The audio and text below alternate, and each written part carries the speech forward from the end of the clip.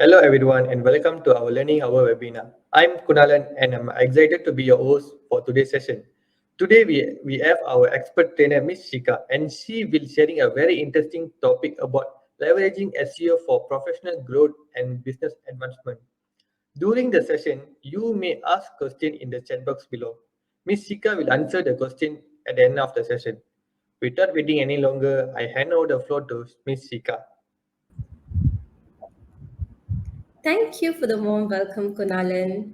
So, hello everyone. My name is Shikha Kedia Bharadwaj, and I will be with you for the next 1 hour talking about SEO, search engine optimization.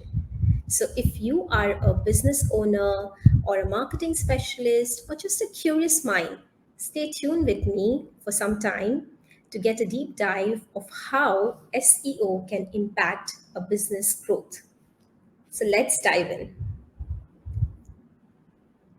I'll share my screen.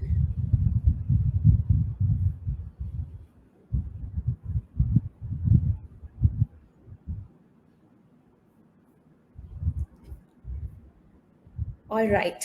So today we are here to talk about the power of SEO, elevating your professional journey and business growth. How SEO is going to drive more traffic and leads to your website. Now let's start with the basics. What is SEO? In the words of Jason Bernard, SEO is the art and science of persuading search engines such as Google or Bing or Yahoo to recommend your content to their users at the best solution to their problems. Which means, in layman's term, you do anything to everything, apply all the science and art to make sure that your website appears on the top slot there when you search for a certain keyword. That is what SEO, search engine optimization, is about. Now, you may ask why. Why is SEO important? SEO is important because in today's world, whatever you want to go for a haircut, you want to buy new clothes, what are we going to do? We are going to take our phone, search on Google, and find out about that product or that service, and whichever website appears on the top listings, you're going to choose from that and make a purchasing decision. So, does that make you understand the importance of SEO? Because you're not going to go to the second page, third page, fourth page, fifth page to find out which are the other results. You're going to be your mind is going to stick to the first top maybe 4 or 5 or maximum 10 listings that are there on the first page, and you make your purchase decisions then and there. Unlike Facebook ads or Instagram ads, where you may just see certain ads while scrolling. So you may or may not need that product or service.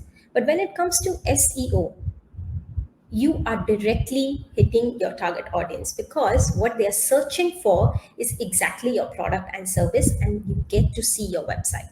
So they come to your website, make a purchasing decision. This is the reason why SEO is one of the best means of getting organic traffic to your website. Of course, more eyes will mean more leads, will mean more sales in the longer run. So the objective is to get more people to come to your website, see your services, what you're offering, which is matching to their requirement and making a purchasing decision. This is why SEO today is so important. Now, how does SEO work? SEO works through three primary functions: crawling, indexing, and ranking. What is crawling? So, what Google or any other search engine will do is they are going to send their crawlers, they call it web spiders, crawlers. So, they're going to go to every website, crawl through the content, and find out what your website speaks about. For example, I am a digital marketing expert, I'm selling social media packages, for example. So, Google knows that if somebody is looking for social media packages, they can send them to my website. That is what the crawling does. So it is crawling and finding out what would be the good thing to search for when people are looking for a service like me, what they would be searching for. After they have crawled, they found out what information is there on my website, what am I good for to be shown to people searching on Google. The next step is indexing. So it is going to now store information. Okay, for digital marketing, these are the websites. For this service, these are the websites. Like, it is going to properly index it. And the third stage of SEO is ranking. So after it has indexed that these are good for this service, this are good for this service, this is good for this kind of a requirement from a user, it is going to rank you. For example, I have been found good for social media package, but there might be thousand others or millions others, rather to say. It is going to decide based on what is there on my website. There are a lot of factors that impact Google or any other search engine to decide which one will be on top, which one will be second, which one will be third, and to the millionth position, infinite position. That is the ranking. And that is exactly what we want to impact on our website to make Google or any other search engine decide why your website should be shown top on the ranking when a certain keyword is searched for. So I would always want that when people are searching for social media package, they come straight to my website. How does that happen? Ranking. I have to work towards Google algorithms to understand how its ranking functions and make it come to the top page.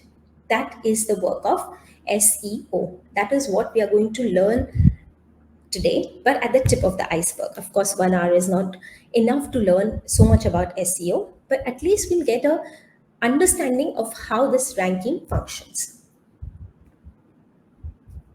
Now, coming to crawling, as I said, Google has its, imagine it to be spiders. It is crawling to different websites, finding content, following all the links that is there on your website to find what you are good for, and then it is creating a database of what and who you are. Indexing. What is indexing? As I said, after it has crawled, it has found out that who is going to be listed for what. It is going to store it in its data. So something like this, you can imagine like a big storehouse library where everything is stored properly labeled. This website is for display on this particular search. Say a hair salon website is there for a hair salon search. All that indexing has been done by Google or any other search engine. Third thing, that is ranking. So based on all the indexing that it has done, now it is going to decide which website will come on the top. Just to let you know, this top position is not a fixed position that today I'm there in the first position and I'll be there forever. No. Google every now and then, maybe every few days, is going to come back to your website, see if your website content is relevant to their users. As I said, there are millions of algorithms based on which Google decides which website to show on top. And these algorithms are also not fixed. It keeps changing over the period of time. So SEO is a ever evolving field. We have to constantly keep learning about what change Google made in the algorithm, make those changes on your website and all the activities that you do around search rankings, and then only you will be able to maintain that position of the first website to be there. Like in this case, the screenshot that I'm showing you here, hair salon near me, Malaysia. So you will see all these listings over here. Obviously, you will choose one of these pages, go to that page, whatever you find, you will make your order and maybe visit that particular salon.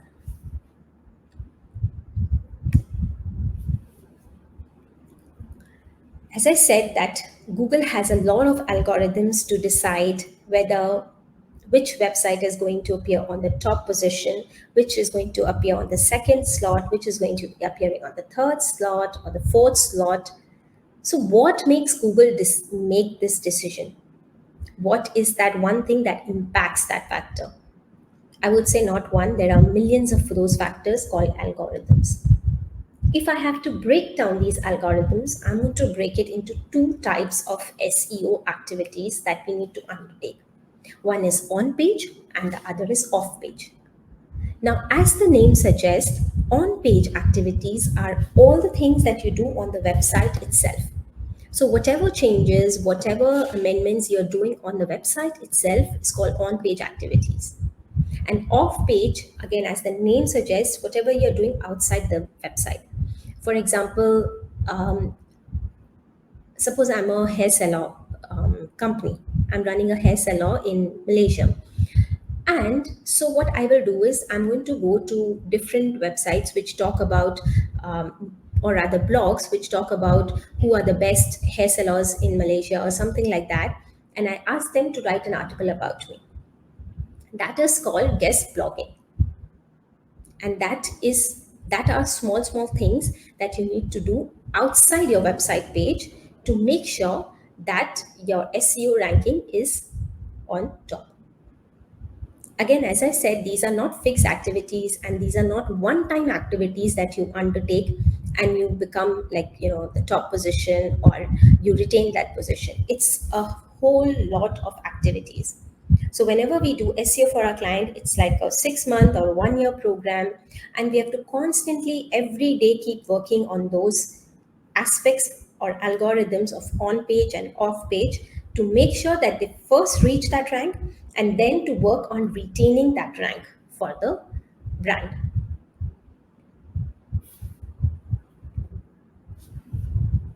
Of course, again, on page, there are going to be maybe again 1 million different kinds of activities that we can do.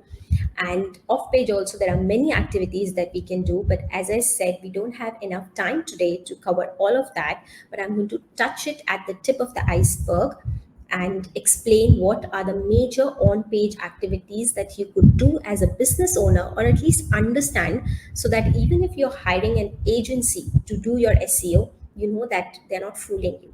That's why this course is important, for you to have a basic knowledge of what happens.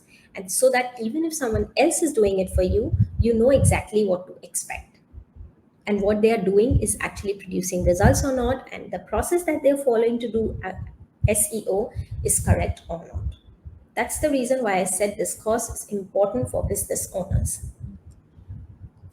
All right, so coming back to the on page optimization activities, for I'm sure you guys must have heard about the term HTML, hypertext markup language.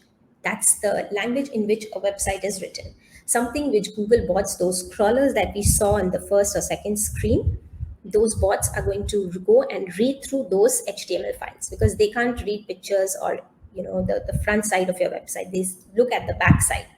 So they are going to look at it and understand through these HTML files or scripts that are written, what is there on your website, what is important, how it is going to decide which keyword or which word is important for your website. For the users that are coming to search on Google for a particular keyword, whether your website is important to be displayed on top position or not. That decision is made by Google through these activities. Now, on page, like opening tag, head tag, body tag, these are the major tags that you need to know about. Like, head tag is the most important one. What you put on the head tag is the first thing it will read. Then the body tag is the body of the your page. Of course, under body there will be like different kind of p tag. There will be h1, h2, h3, a lot of different type of tags. You may not know about all that in details, but just have an idea that these are the type of tags that are there on the website. And as a person who is doing SEO, or at least knowing what SEO is, these tags are what Google is going to read through to understand what is there on your website and why your website should be displayed on the first position for a particular keyword search. All right? Now, important HTML tag. Let me show you something.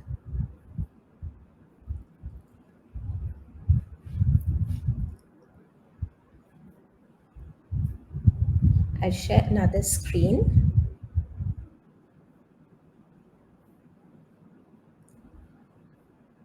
Okay, so you will see that I have shared a screen on Google search. So suppose we search for hair salon near me. Okay, so you will see all these kind of links are appearing. This thing that you see in the blue line here is called the meta title. You may want to remember this term. It's called meta title. And this two lines that you see here is the meta description.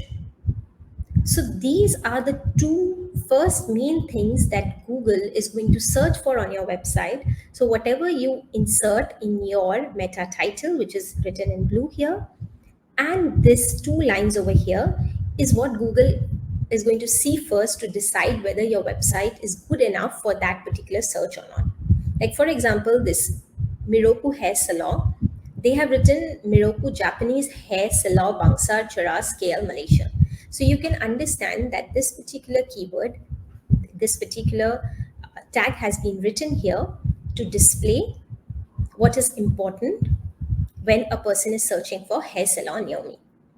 And at the same time, you see this particular description written over here is also talking about hair salon, full service, all that. So if you want that Google shows your website when somebody searched for hair salon near me, make sure you use the terms like hair salon, etc. in your meta title and in your meta description. All right. I wanted to show it to you live so that you understand what a meta title is and what a meta description is. I'm going to get back to my presentation.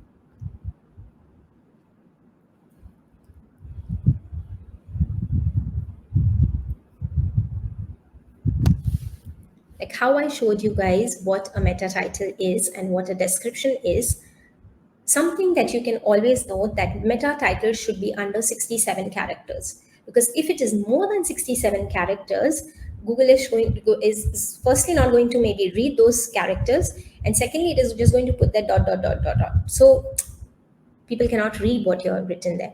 So it's important that when you are writing your meta title and description, maybe engage a good content writer to do that, so that they use the correct word which is important to describe your business for the meta title and the description. The main headline tag, hyper tag, all these things are some of the HTML tags you really need to know about.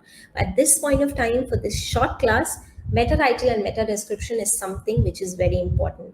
Usually in our full 2 days training, we are going to give you a hands-on experience on writing, how to write a meta title and a description for your own website. Isn't that an interesting thing to do? But of course, we don't have, as I said, don't have enough time today. I have just given you a brief understanding of what meta title is and what meta description is. Make sure that you write the website meta title and description within this character limit.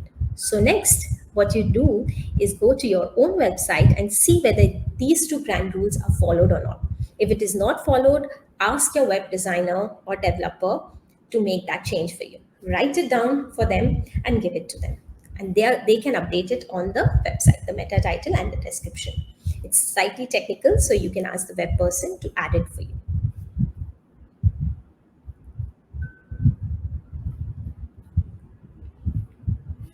Some of the other on-page SEO tasks that you need to know about are page title meta preparation, which I've already spoken to about. There is something called robot.txt, sitemap, SEO-friendly redirects, content optimization, H tag optimization, competitor analysis, and HTML code cleanup. Just to give you a basic of what robot.txt is. So you may be having certain pages on your website where you don't want Google to crawl to, because they may be dummy pages, there may be certain pages on your website which you've just created for your own usage or something. You don't want people to search and come there. So you can add robot.txt to those pages. So Google will not crawl on those pages. Google will understand that these are dummy pages or pages that you may not require. You can set all these things in your backend itself. So see, these are ways how you make your backend so clean, so it becomes easy for Google crawlers to come in, see whatever you want to show to them, decide whether your website is good enough for the display, and then they are displayed. So make sure that your backend is done very neatly. It may look very neat from the front side, like you look at the website, oh, done so nicely, but you don't know whether on the back end your website is done nicely or not. For that, you need to perform something called SEO audit. There are a lot of free audits available online. You can just search for SEO audit report and you will find free tools. Go to those website, put in your website URL and wait for the result. It is going to tell you where all your website has gone wrong, which are the elements that needs to be fixed, and then you can note it down, make a report, get your web designer, developer to make those changes for you.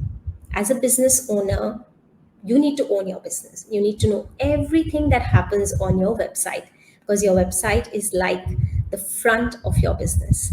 Anyone, even at night, 2 a.m., may be watching your website. So make sure that you have the correct content, you have it written in the correct way so that when they are searching for a service like yours, your website pops up right on top. Sitemap. Now, what is a sitemap? Sitemap is like, you give the crawlers a very good arrangement, like, home, about us, whatever is your arrangement. So basically, you're organizing your content and giving it to them. Because as I told you, they cannot read the front end. So for them, they can read files like robot.txt or sitemap.xml. Basically, you're organizing the content in the backend, making it beautiful for them to understand. And this process of doing different kind of things, all these things that you're seeing here are on page tasks. SEO friendly redirects are there or not, like, from one page to the other page you can have redirection added. And your content should be properly optimized. So all your content should be related to your business, related to the keywords you want. When people are searching for a keyword, your website should pop up. Make sure those keywords are very wisely used in your content that you are displaying on your website. The edge tags, I already gave you a bit of a hint in the previous slide about H1, H2, H3. And then competitor analysis. See, again, competitor analysis is very important. What is competitor analysis? To see what your competitor are doing, basically eyeing on what they are doing. But it's a good way to understand the market. From you can understand and learn from their mistakes and also adapt things that they are doing well into incorporate it into your website. So you know that basically learning from their mistakes and learning from their experiences, I would say. Okay, do all of that where their backlinks are good. Try to post your links on those websites. All these are on page activities. And of course, keep your code very clean. Like in the backend, as I said, don't make it very messy. So all those things you can get in the audit report.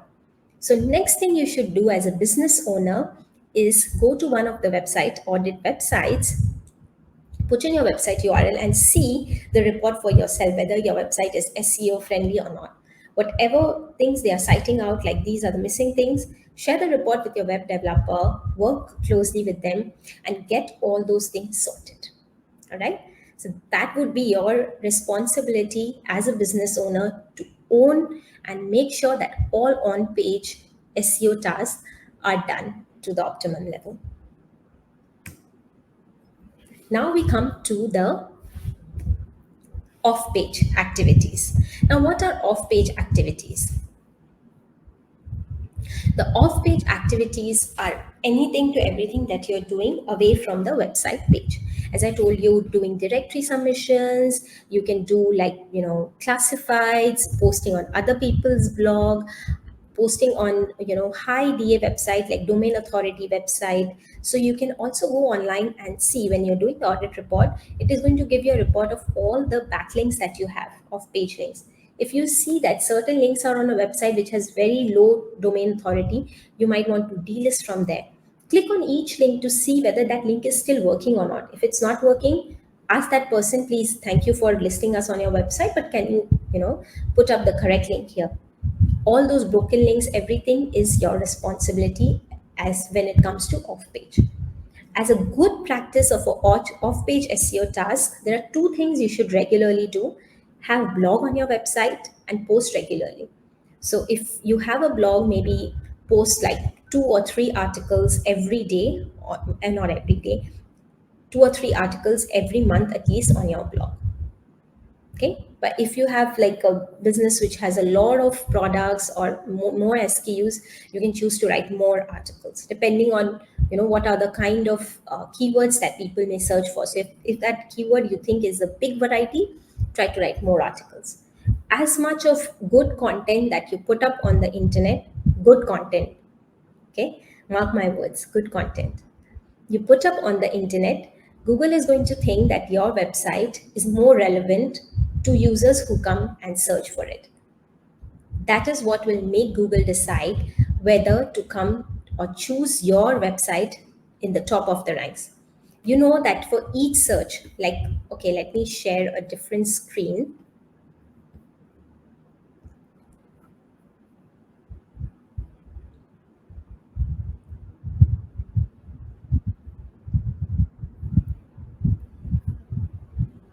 So we search for hair salon near me. Can you see here that there are 423 million results for a keyword search like hair salon near me, which means there are this many number of websites which Google thinks are relevant when it comes to, or rather it has indexed when it comes to the keyword search like hair salon near me. But you have to beat that competition and be on the top 10 position from this number. You can see this big number here. To be on the top position from here is not an easy thing to do.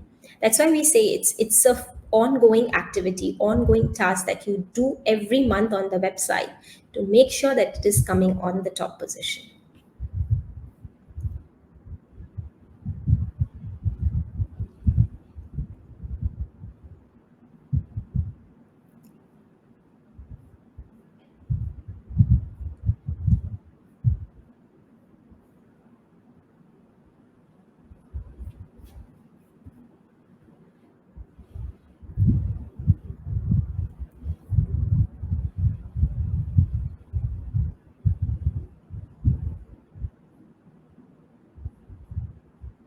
So this was all the off-page activities that I wanted to discuss with you guys.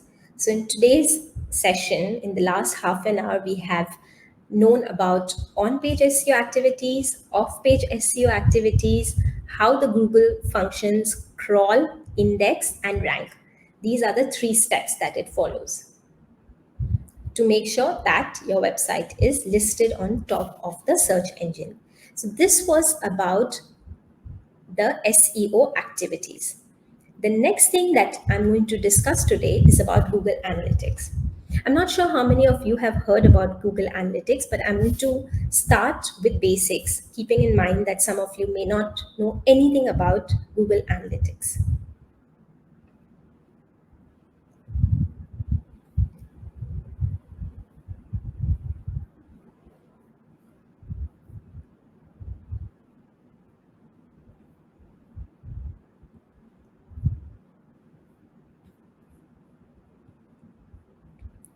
So, all about Google Analytics. What is Google Analytics? In the words of Wikipedia, it's a freemium web analytics service offered by Google to track and report website traffic currently as a platform inside Google Marketing Platform. Okay. Why do we call it freemium?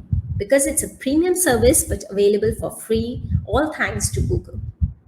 I don't know how much to thank Google for this service because it might seem free, but you pay a price for this. And that price is your privacy. How many times have you experienced that you search for something on Google and then repeatedly you see that result? Like, for example, I was searching for Turkey holiday last June, and you won't believe the amount of results that I'd been seeing for the next whole month, as if Google and Facebook and other platforms are listening to me. So, that privacy is something you lose when it comes to this type of a freemium service. We have no choice but to succumb to this privacy loss, given that you use your analytics, your phone, your devices wisely. Anyway, getting back to the topic. So, what is Google Analytics? How do you use it? When you say, you may be going to a website, you will see it says, uh, we are going to install cookies on the website. I agree or disagree, all those kind of things, right? You may be thinking, what cookies are they talking about? Is it the grandma cookie that she cooked me last night? What? No, they are not those cookies. They are basically crawlers they are placing on your website to know, on your server, to know what you did on that website.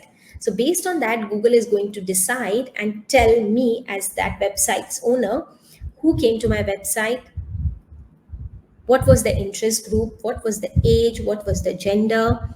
On that basis, I can make my report to understand who came to my website, how was their behavior, like they made a purchase, or what was their time spent, all of that, and then to the sales funnel. So all these things can be done easily using analytics. What is analytics? It's a collection, measurement, analysis, and reporting of web data for purpose of understanding and optimizing web usage. Collection of data, processing it, developing your KPIs, and then formulating your strategy. That's the idea of a web analytics. So, what happens? This is how the process structure would look like. I have a website, it's called, say, whatever, xyz.com. You come to my website, I'm going to place cookies on your laptop or your machine, and then from there, the data will go to Google Analytics. It is going to study, okay, the person who came to the website is so and so age, this, that, everything they know through the cookies that has been placed. Now they create a proper processing engine. What was like, you will see something like this at the as an end result. So when you log into your analytics, you can see, okay, these many people came to my website, these many people spend 4 hours on my website, these many people spend this much time on my website, these many people bounced off. Bounce off means they just spend less than 3 seconds on my website. What was their age group, which country did they visit from, what was their interest. All that data I can easily get free from Google Analytics. Now you know how Google knows what you want. But how does this work, Google Analytics? So basically, there is a pixel that Google is, when you go to analytics.google.com, you can set up an account there for your website. So just follow the steps that are given there. I'm going to come to that in the next slides. Follow those steps. And once you follow those steps, it is going to come to a code. You use that code, put it up on your website. Once you've done that, now Google is going to start processing data. Okay, from next day it is going to tell you, these many people came to your website. They were between the age group of this and this. They were looking for such kind of pages. They were looking for this content. Everything it is going to prompt into your ears every day. Okay, and it will store that data. So these data can be of three major things: users, sessions, and hits. Now, what's a hit? It can be anything, like, you have a website, you have a buy now button, there are many things there. So you can put up a hit on your website.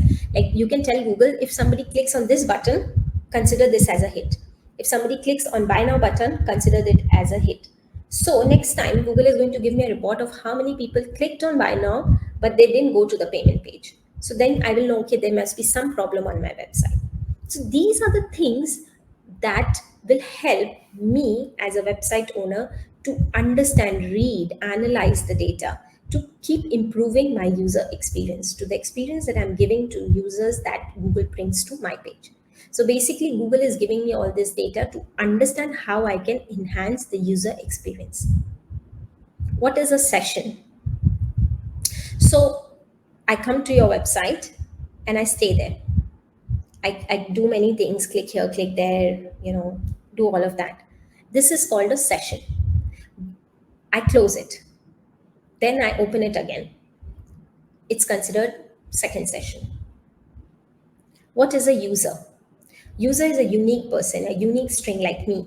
So I, as a user, can come to your website, close it, go back, come again, click on it again. User will be counted as one. Sessions will be counted as how many times I close and open the whole website. That will be session. And hits, of course, can be anything, because hit is depending on how I, as a website owner, am deciding which areas Google should track as a hit. So if I click here, will be considered a hit. This totally depends on what my settings are on Google Analytics. So let's take a quick quiz here. This is a website. You come to this home page, and then you go to this page, you click here, then you click back, then you come back here. How many clicks are there? How many users are there? How many sessions and how many hits?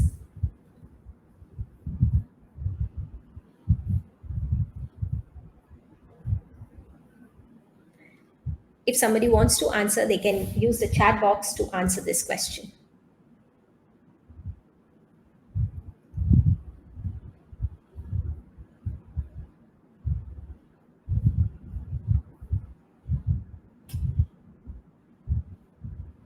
Okay, while you guys are answering, let me explain this, because we don't have much time here.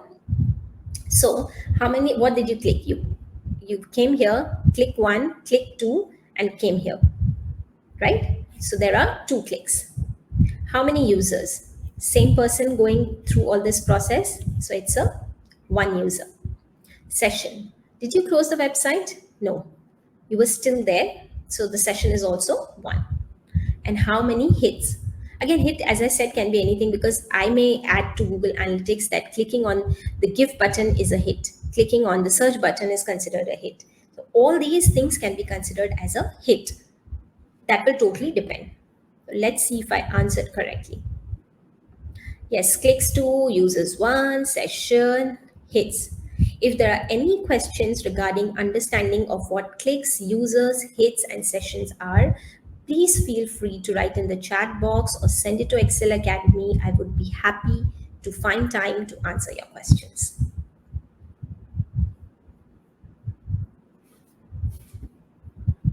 So how does Google Analytics work? Since I promised that I'm going to take some time to show you how it works, what you do is go to analytics, google.com/analytics. Once you go there, you can create a profile for yourself, something like this, like, create an account. And then after you've created an account, you can click on start measuring. Create the account, put the name, whatever, blah, blah, blah, go stepwise, like, this will be probably the third step you see. After you have come to this step, you will see that under account settings, you can find the click on setup assistant, you will find a code there, JavaScript code. Copy that code and ask your website developer to paste it on the head tag. Once that is pasted, you get real-time data of who is coming to your website, what is happening to your website, why is it working, why is it not working. Every data is presented to you by Google Analytics, to be more precise. So once you've added that code, what happens is, if you want to see whether your person who has developed your website has added it correctly or not, click on view source. Go to any website, click on view source, and on the head tag, you will just search for analytics or something. You will find that code over here. If it's added, it's working. All right. And another way of finding out whether it's added or not is to go to real time. So once you've added the code, go to analytics and click on real time. If you see that this number is changing, these numbers are working, that means your data has been put correctly and is working properly. These are the main elements of the Google Analytics server, that you will see real-time data. You can see, like, acquisition data of all-time traffic from social media, whether it's coming from ads, whether it's coming from Google search, or whether it's coming from Facebook, Instagram, or any other social media. All those details can be availed under one login of Google Analytics. These are some of the screenshots of the data that you can see.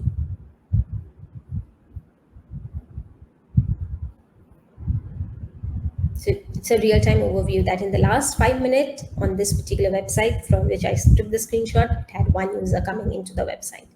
This is how your backend is going to look like. So from this data, what can you understand? What does a new visitor mean? Means person who has come to their website for the first time, who is a returning visitor, person who came to your website earlier and came back again. So is it good to have good number of returning visitors? Yes, it is. Why? That shows that your website really has correct content which that person was looking for. That's why they're coming back again and again. So a high percentage of returning visitor is a good sign, is a sign of a good website to say. Okay? Now you see the sessions. So sessions means that how many times people came into your website. Pages per session means how many pages did they browse. So I came to the website and I browsed say 3 pages. Second person came, they browsed 2 pages. It is going to give an average of the number of pages a person visited each time they came to your website. Okay. Bounce rate. What is a bounce rate? Bounce rate is I came to your website and I close it within 3 to 5 seconds. So it is considered, Google will think, oh, maybe your website was not the correct thing to show to my audience. Next time it is not going to show your website. So this bounce rate should be really, really very low. Lower bounce rate means your website has more relevant data. Average session duration 1 minute 5 seconds. What does this mean? It means that this is the average time a person spent on your website when they came to the website. So, which means good. They came, they spent about 1 hour plus on your website, which means it has some relevant data. That is why they have spent more time. So, it's good to have high number of these items here, but low bounce rate. Now, acquisition. What is acquisition? So, how many people came to your website directly by typing your URL? Organic search, which means SEO. How many came through referral sites, like different site where we have put the link and they click on that and come here? Social means social media. Paid search means paid via Facebook or Instagram or Google paid account. See, through analytics, you can get so much data that if I have 100 people coming to my website, what is the percentage of people coming from different sources? That way, you can also analyze and understand whether your particular marketing effort is making sense or not. That is why Google Analytics works as a one stop solution for you to analyze all your effort from different platforms which you're bringing to your website, whether it's working for you or not. Google Analytics also gives you detailed data of, like, for example, direct traffic. If it is, say, 45%, but you need to understand whether it's bouncing back. If it's bouncing back, which means there's something wrong on how people are coming directly to your website. Maybe the URL is incorrect or something. So, all these things will again give you ways to understand and study the data on your website. The behavior, like how much time they spend, bounce rate, page views, etc. You can set up dashboards, like, you decide what you want to see as the first screen when you come to Google Analytics. All these dashboard creation is also part of our 2-day training on SEO that we will be doing. There are widgets, whether you can have more instances, like calculate the matrix, the timeline, pie bar, whatever you want to add. So all that can be added through the dashboard. So thank you for your time today. And it was wonderful to talk to you guys, to talk about Google Analytics, to talk about SEO. Before we leave, just a brief on what we learned today about SEO. So it has 3 major parameters. First, website is crawled, indexed, and ranked. And whatever you do on the website, on page or off page, it is driven towards ranking your website on the top position. So, as a business owner, you should know what are the things you can do and manage to make sure that your website appears on the top position. You do your website audit to find out which are the elements which are not working for you. Share it with your web developer and make sure that they work on those points. Things that you can work on are meta title and meta description. The blue line that I showed you appears on Google. Make sure that you write that correctly and appropriately for your business. All right. So, with this, and of course, after this, we deep dived into Google Analytics, how Google Analytics gives you such proper data to study, to understand, and make informed decision when it comes to your marketing efforts. So, this was SEO for you. As I said, this was just the tip of the iceberg. We have full day programs on SEO, which you can contact Excel Academy for. So, thank you for your time.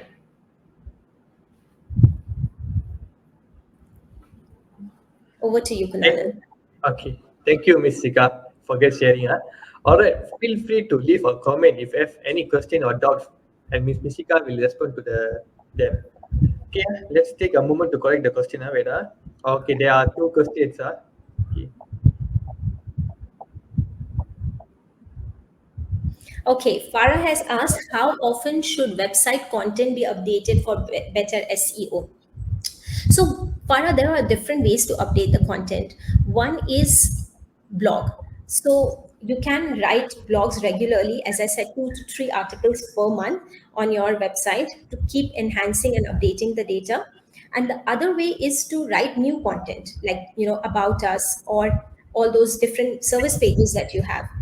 I would say do not keep changing it that often because then Google will be confused because it has sent the crawler. When you're writing all those service pages elements, make sure that you write it very wisely, keeping in mind what people search for when it comes to your business. Like, for example, if you are a hair salon owner, make sure all your service pages have those keywords on the meta title, on the meta description, on the page. So that content has to be there. And apart from this, write blogs regularly. That's the best way to update your content so that new, fresh people come into your website, read new content that you are producing for them. Okay. How does AI impact SEO strategies? Of course, I mean, if you ask me, Google search in itself is an AI, isn't it? Because it's an AI studying your website to understand whether your website is relevant for the search or not. And if we look at so many other AIs that are coming now, like ChatGPT is one of the best AI examples that we can place here. It can be used to create useful content. Like earlier, we used to spend so much time, so many hours writing content, but now you can, master ChatGPT. There are a lot of ChatGPT courses also available online where you can give the correct prompts to the ChatGPT and it is going to produce good blogs for you. So it impacts in a way that it saves time for you. All the different AIs that are there will save your time in delivering your SEO results and strategies. So definitely it has a huge impact in saving time, but it has to be done with brains. Thank you for that question, Nafis. All right. So the next question is it legal to use web crawler for scraping?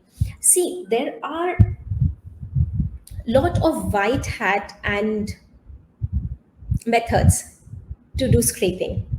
I always say that do not follow black hat method. Do not do something which is wrong because Google is smarter than us at this point of time for sure. It is going to understand that you have taken some wrong steps, wrong means, unethical practice to do the web crawling. So till the time you are within the scope of a white hat scraping method, it's fine. Do not cross that line. Once you cross that line, Google may blacklist your website.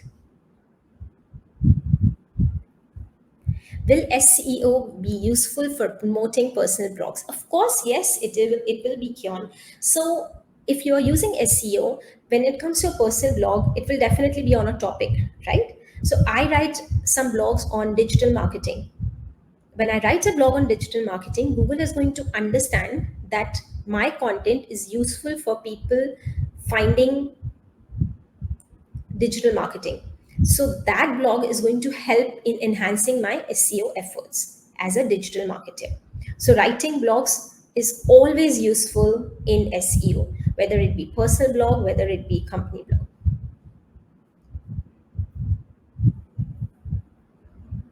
Thanks, Kian.